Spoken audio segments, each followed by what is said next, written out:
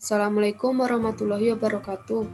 Kami dari kelompok 99 dengan nama anggota HD Mas Permana dengan NIM D600-2034. Kemudian saya sendiri Lisa Wulandari dengan NIM D600-200-100. Di sini kami akan menjelaskan tentang modul 1, modul 2, modul 3, dan yang terakhir modul 4. Pertama-tama saya akan menjelaskan tentang modul 1 yaitu Python dasar. Tujuan praktikum yaitu 1. Mampu mengenali bahasa pemrograman Python serta sejarah perkembangannya. 2. Mampu memahami kelebihan dan kekurangan bahasa programan Python. Ketiga, mampu memahami konsep dan struktur bahasa pemrograman Python. Keempat, mampu menerjemahkan algoritma dan flowchart menjadi aplikasi menggunakan Python. Dan yang terakhir, yaitu nomor 5, mampu membuat program aplikasi sederhana untuk menyelesaikan. Kemudian pengertian dari Python adalah bahasa pemrograman yang diciptakan oleh Guido van Rossum dan populer sebagai bahasa scripting dan pemrograman web. Merujuk pengertian dari Wikipedia, Python adalah bahasa pemrograman interaktif, multiguna, dan filosofi perancangan yang berfokus pada tingkat keterbacaan kode.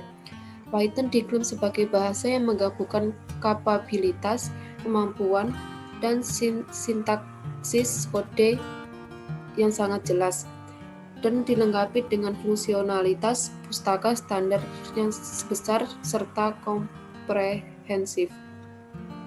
Python mendukung multi-paradigma programan utamanya, namun tidak dibatasi pada pemrograman berorientasi objek, pemrograman interaktif, dan pemrograman fungsional. Salah satu fitur yang tersedia pada Python adalah sebagai bahasa pemrograman dinamis yang dilengkapi dengan manajemen memori otomatis.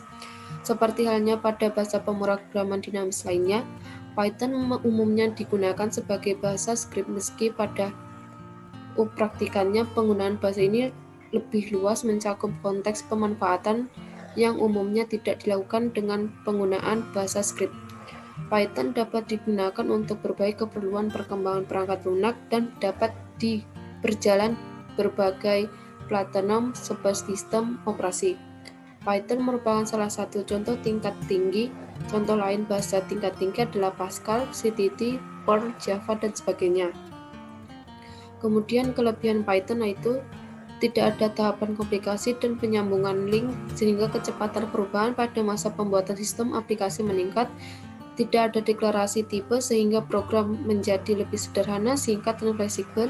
Manajemen memori otomatis yaitu kumpulan sampah memori sehingga dapat menghindari pencatatan kode. Tipe data dan operasi tingkat tinggi yaitu kecepatan pembuatan sistem aplikasi menggunakan tipe objek yang telah ada. Pemrograman berorientasi objek, pelekatan dan peluasan dalam C. Terdapat kelas modul ekspresi sehingga dapat didukung pemrograman skala besar secara modular. Pemuatan dinamis modul C sehingga ekstensi menjadi sederhana dan berkas binner yang kecil pemuatan kembali secara dinamis. Modul Python seperti memodifikasi aplikasi menghentikannya. Model objek universal kelas 1 konstruksi pada saat aplikasi berjalan interaktif, dinamis, dan alamiah akses sehingga informasi interpreter. Probabilitas secara luas seperti pemrograman antara platform tanpa komplikasi untuk portable kode byte sehingga kecepatan eksekusi bertambah dan melindungi kode sumber. Dan yang terakhir adalah antarmuka terpasang untuk pelayanan keluar seperti perangkat bantu sistem GUI, presence dan database, dan lain-lain. Kemudian kekurangannya yaitu beberapa penugasan terdapat di luar dari jangkauan Python seperti bahasa pemrograman dinamis lainnya. Python tidak secepat atau efisien sebagai statis, tidak seperti bahasa pemrograman komplikasi seperti bahasa C. Disebabkan Python merupakan interpreter, Python bukan merupakan perangkat bantu terbaik untuk mengantar komponen performa kritis. Python tidak dapat digunakan sebagai dasar bahasa pemrograman implementasi untuk beberapa komponen, tetapi dapat bekerja dengan baik sebagai depan skrip muka untuk mereka. Python memberikan efisiensi dan fleksibilitas trade-off dengan tidak memberikannya secara menyeluruh. Python menyediakan bahasa pemrograman optimasi untuk kegunaan bersama dengan perangkat bantu yang dibutuhkan untuk integrasikan dengan bahasa pemrograman lainnya. Kemudian pengertian flowchart adalah penggambaran secara grafik dari langkah-langkah dan urut-urutan prosedur dari suatu program. Flowchart menolong analisis programmer untuk memecahkan masalah dalam segmen-segmen yang lebih kecil dan menolong dalam menganalisis alternatif-alternatif lain dalam pengoperasian. Flowchart biasanya memudahkan penyelesaian suatu masalah, khususnya masalah yang perlu dipelajari dan dievaluasi lebih lanjut. Kemudian pengertian algoritma adalah instruksi yang ditunjukkan komputer agar dirinya bisa menyelesaikan tugas yang diberikan. Agar tugas tersebut bisa diselesaikan tanpa kesalahan, instruksinya pun ditulis secara spesifik, mulai dari istilah yang dipakai sampai langkah-langkahnya. Beberapa instruksi yang bisa dipakai adalah if atau jika, then lalu atau lalu, dan else atau. Dan di sini ada skrip pengulangan, yaitu if kode diskon, else digunakan untuk pengulangan dalam memasukkan kode diskon yang tertera. Kemudian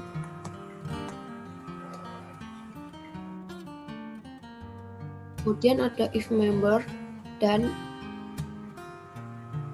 print voucher, yaitu untuk digunakan untuk perulangan dalam memasukkan kode voucher. Ini juga ada skrip program penggadaian, yaitu if kode diskon, print diskon, yaitu untuk digunakan untuk memasukkan kode yang tertera. Kemudian ada pilihan digunakan untuk memasukkan nomor barang yang tertera. Kemudian if member lower digunakan untuk memilih apakah memiliki voucher atau tidak dan memasukkan kode voucher tersebut. Ini kami menggunakan tipe data, yaitu input data. Input data adalah alat yang digunakan untuk menerima, memasukkan data dan program yang akan diproses di dalam komputer. Input menjadi bagian dari sistem komputer karena sistem merupakan kesatuan dari beberapa komponen yang saling berkaitan dan saling terhubung. Sehingga dengan adanya input, maka sistem komputer akan berjalan sesuai dengan keinginan. Kemudian di sini ada modul 2, yaitu Python GUI dengan PySite 2. Tujuan praktikum modul 2 yaitu 1. Mempraktikkan mampu membuat aplikasi sederhana menggunakan PySite 2. Kedua, praktikkan mampu menerjemahkan aplikasi dari Python dasar ke bentuk GUI. Ketiga, praktikkan mampu menerjemahkan algoritma dan flowchart menjadi aplikasi menggunakan Python GUI dengan PySite 2. Kemudian penjelasan GUI atau Graphical User Interface. Graphical User Interface atau GUI adalah antarmuka program yang bertindak sebagai media komunikasi antara pengguna dan perangkat lunak. GUI telah menjadi cara penting dan telah diterima dalam berinteraksi dengan perangkat lunak saat ini. GUI memungkinkan pengguna dapat lebih mudah dan lebih nyaman dalam menjalankan sebuah aplikasi. Untuk mendapatkan GUI yang sesuai, perlu dilakukan pengujian saat sebuah perangkat lunak dikembangkan. Kompleksitas sebuah GUI akan mempengaruhi beberapa faktor selama interaksi antara user dengan aplikasi berlangsung, misalnya response time. Saat ini terdapat banyak tools open source untuk pengujian GUI, salah satunya adalah Catalon. Kemudian penjelasan PySite 2. PySite 2 adalah library Python yang memungkinkan kita untuk membangun aplikasi GUI dengan memanfaatkan Qt Framework atau Framework Desktop GUI yang ditulis dengan bahasa CTT. Dengan PySite, kita bisa membuat aplikasi berbasis Qt dengan menggunakan bahasa Python, bukan bahasa C++. Di sini terdapat skrip program menu, yaitu import SYS akan untuk mengimport Qt GUI, Qt Core, Qt Widget dari library PySite 2. Kemudian button to resize 120,50 yaitu merupakan kode utama yang akan dijalankan. Kemudian if strhrg unit digunakan untuk memasukkan daftar harga produk atau barang yang akan diinput ke dalam sistem. Assalamualaikum warahmatullahi wabarakatuh. Saya Ade Mas Prana dengan NIM D600 2034. Di sini saya akan menjelaskan dari modul 3 dan modul 4. Oke, langsung saja. Yang pertama adalah modul 3 yaitu web statis dengan Django. Tujuan dari praktikum ini yang pertama adalah mampu memahami sintaks-sintaks yang digunakan pada HTML dan CSS. Yang kedua, mampu memahami penggunaan Django. Dan yang ketiga, mampu membuat tampilan web statis sederhana menggunakan HTML dan CSS melalui Django. Oke, untuk selanjutnya adalah penjelasan pembuatan project dan app. Nah, yang pertama yang kita perlukan adalah dengan membuka CMD. Lalu kita ketikkan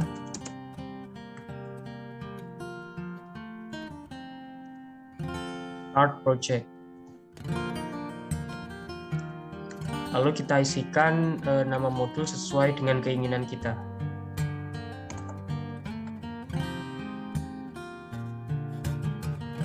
Oke, jika sudah kita klik enter. Nah, jika sudah bisa kita lihat dari folder, maka akan ada tampilan dari modul 2. Seperti ini. Oke, untuk selanjutnya adalah cara pembuatan app. Di sini kita masuk dulu di project yang telah kita buat tadi. Nah, lalu kita ketikkan Start App. Di sini kita namai dashboard. Jika sudah, kita klik enter. Oke, bisa kita lihat di sini app-nya sudah jadi. Selanjutnya adalah penjelasan membuat template HTML dan CSS di project maupun di app. Nah, yang pertama, kita masukkan dulu project yang telah kita buat tadi.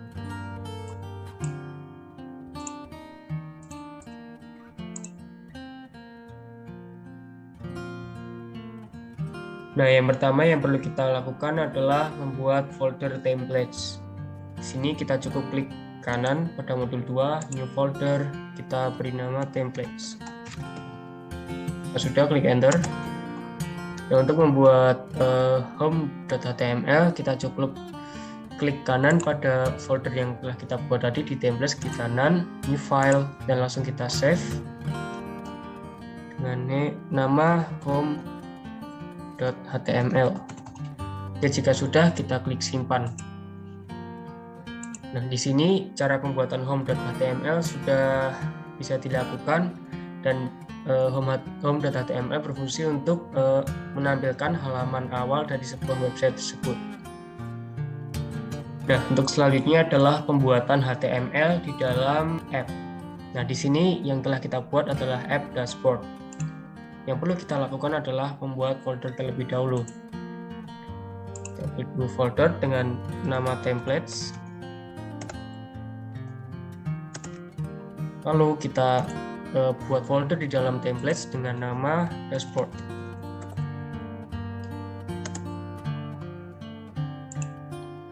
Nah, jika sudah, maka kita buat script HTML-nya. Langsung kita save, misalkan dengan nama barang.html.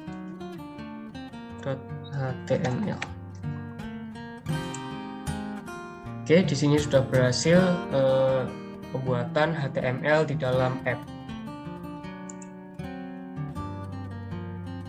Nah, untuk selanjutnya adalah cara pembuatan dari CSS. Nah, di sini yang perlu kita lakukan adalah membuat folder terlebih dahulu. Yang pertama, kita klik kanan new folder dengan nama style. Lalu kita klik kanan pada folder style tersebut. Lalu kita new file, lalu langsung kita save. Nah, di sini kita beri nama tampilan.css. Lalu kita simpan. Di sini bisa dilihat kita sudah berhasil membuat file CSS pada project yang telah kita buat.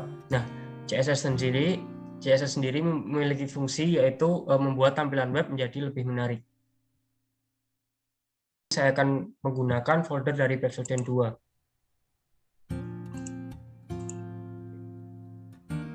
Nah, seperti ini tampilan dari script home.html dari project yang telah kita buat. Di sini seperti biasa di atas di judulnya kita diberi nama PT Webstudent Mojokerto, yaitu PT yang telah kita buat. Lalu untuk subjudulnya ada beranda, produk, daftar harga, daftar produk, hubungi, dan dashboard. Lalu di bawahnya ada tulisan selamat datang di PT Webstudent Mojokerto, dan di bagian bawah terdapat alamat dari PT Webstudent Mojokerto itu sendiri. Lalu di bagian footer terdapat copyright atau identitas dari kelompok 99. Selanjutnya adalah penjelasan dari script CSS. Nah, di sini saya ambil yang style.css. Nah, bisa kita lihat seperti ini tampilan dari script style.css. Di sini kita dapat menambahkan foto atau image untuk website kita agar terlihat lebih menarik. Nah, bisa juga kita tambahkan warna dengan background color, background image, background size, yaitu buat menambahkan ukuran pada tampilan web, background attachment. Di sini ada juga untuk bagian head, untuk bagian submenu, bagian sidebar, bagian konten, bagian button. Nah, ini untuk membuat tampilan tombol-tombol agar lebih menarik, bagian foot, dan bagian footer untuk bagian bawah dari web. Oke, untuk selanjutnya adalah penjelasan dari modul 4. Yang pertama adalah tujuan praktikum. Tujuan praktikum dari modul 4 adalah yang pertama, mengenal dan mengetahui cara kerja dari website dinamis. Yang kedua, mampu membuat database dan tabel pada MySQL. Dan yang ketiga adalah mampu memanipulasi data di dalam tabel. Selanjutnya adalah penjelasan dari database. Database itu sendiri merupakan kumpulan dari data yang saling berhubungan antara satu dengan yang lainnya, disimpan di perangkat keras komputer, baik online ataupun offline, dan digunakan di perangkat lainnya untuk diolah dan dimanipulasi untuk dijadikan sebagai informasi. Nah, manfaat dari database dalam perusahaan yang pertama adalah mengurangi redundansi, yaitu data yang sama pada beberapa aplikasi cukup disimpan sekali saja. Yang kedua, integrity, yaitu data tersimpan secara akurat. Yang ketiga, menghindari inkonsisten, karena redundansi berkurang maka update data jadi lebih efisien. Penggunaan data bersama, data yang sama dapat diakses oleh beberapa user pada saat bersamaan. Yang keempat, menyangkut keseragaman penyajian data. Dan yang terakhir, menyeimbangkan kebutuhan, dapat ditentukan prioritas suatu operasi, misal antara update dengan retrieval. Oke, untuk selanjutnya adalah penjelasan pemrosesan growth. Nah, yang pertama adalah create. Create adalah fungsi untuk pembuatan database baru. Yang kedua ada read. Read adalah fungsi untuk membaca data. Yang ketiga adalah update. Update adalah fungsi untuk memperbarui data yang telah kita buat, dan yang terakhir adalah delete. Itu fungsi untuk menghapus data yang telah kita buat. Oke, implementasi untuk sebuah sistem informasi. Implementasi untuk sebuah sistem informasi perusahaan perlu memiliki fungsi yang digunakan untuk bisa diterapkan pada sistem database baru yang dapat membantu proses pengolahan informasi secara sistematik. Oke, selanjutnya adalah manfaat website dalam perusahaan. Di sini ada 6 manfaat. Yang pertama, meningkatkan kredibilitas. Yang kedua, menampilkan profil perusahaan. Yang ketiga, menjadi sarana pemasaran. Yang keempat, meningkatkan kualitas pelayanan. Yang kelima, memudahkan update informasi. Dan yang terakhir, memperluas marketing. Oke, sekian presentasi dari kelompok 99. Apabila ada salah kata, kami mohon maaf. Wassalamualaikum warahmatullahi wabarakatuh.